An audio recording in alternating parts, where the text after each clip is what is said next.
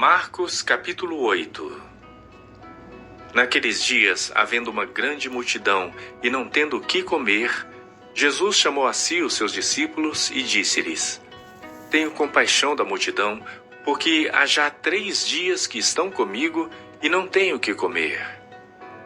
E se os deixar ir em jejum para suas casas, desfalecerão no caminho, porque alguns deles vieram de longe. E os seus discípulos responderam-lhe: De onde poderá alguém satisfazê-los de pão aqui no deserto? E perguntou-lhes: Quantos pães tendes? E disseram-lhe: 7. E ordenou à multidão que se assentasse no chão. E tomando os 7 pães, e tendo dado graças, partiu-os e deu-os aos seus discípulos, para que os pusessem diante deles, e puseram-nos diante da multidão. Tinham também alguns peixinhos. E, tendo dado graças, ordenou que também lhes pusessem diante. E comeram e saciaram-se. E dos pedaços que sobejaram, levantaram 7 cestos. E os que comeram eram quase 4.000. E despediu-os. E entrando logo no barco com seus discípulos, foi para as partes de Dalmanuta. E saíram os fariseus e começaram a disputar com ele, pedindo-lhe para o tentarem um sinal do céu. E suspirando profundamente em seu espírito, disse: Por que pede esta geração um sinal? Em verdade vos digo que a esta geração não se dará sinal algum. E, deixando-os, tornou a entrar no barco e foi para o outro lado. E eles se esqueceram de levar pão, e no barco não tinham consigo senão um pão. E ordenou-lhes, dizendo: Olhai, guardai-vos do fermento dos fariseus e do fermento de Herodes. E arrazoavam entre si, dizendo: É porque não temos pão. E Jesus, conhecendo isto, disse-lhes: Para que arrazoais que não tendes pão? Não considerastes, nem compreendestes ainda? Tendes ainda o vosso coração endurecido? Tendo olhos, não vedes, e tendo ouvidos, não ouvis? E não vos lembrais, quando partiu os 5 pães entre os 5.000, quantos cestos cheios de pedaços levantastes? Disseram-lhe: 12. E quando partiu os 7 entre os 4.000, quantos cestos cheios de pedaços levantastes? E disseram-lhe: 7. E ele lhes disse: Como não o entendeis ainda?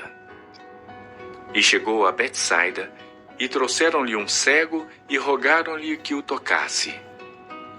E, tomando o cego pela mão, levou-o para fora da aldeia. E, cuspindo-lhe nos olhos, e impondo-lhe as mãos, perguntou-lhe se via alguma coisa. E, levantando ele os olhos, disse: Vejo os homens, pois os vejo como árvores que andam. Depois disto, tornou a pôr-lhe as mãos sobre os olhos e o fez olhar para cima. E ele ficou restaurado e viu a todos claramente. E mandou para sua casa, dizendo: Nem entres na aldeia, nem o digas a ninguém na aldeia.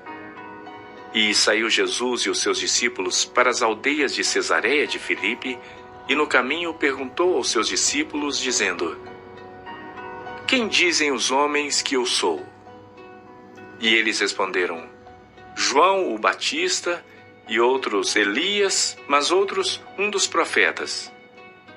E ele lhes disse: Mas vós, quem dizeis que eu sou?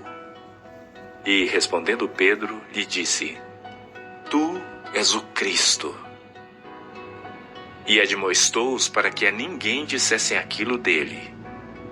E começou a ensinar-lhes que importava que o Filho do Homem padecesse muito e que fosse rejeitado pelos anciãos e principais sacerdotes e pelos escribas, e que fosse morto, mas que depois de 3 dias ressuscitaria.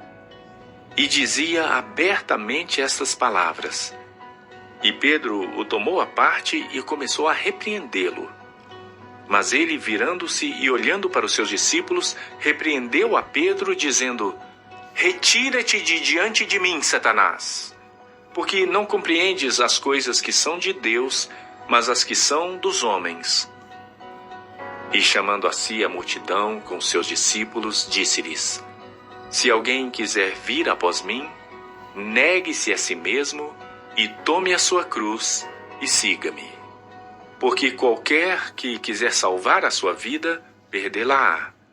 Mas qualquer que perder a sua vida por amor de mim e do Evangelho, esse a salvará. Pois que aproveitaria o homem ganhar todo o mundo e perder a sua alma? Ou que daria o homem pelo resgate da sua alma? Porquanto qualquer que entre esta geração adúltera e pecadora se envergonhar de mim e das minhas palavras, também o Filho do Homem se envergonhará dele, quando vier na glória de seu Pai, com os santos anjos.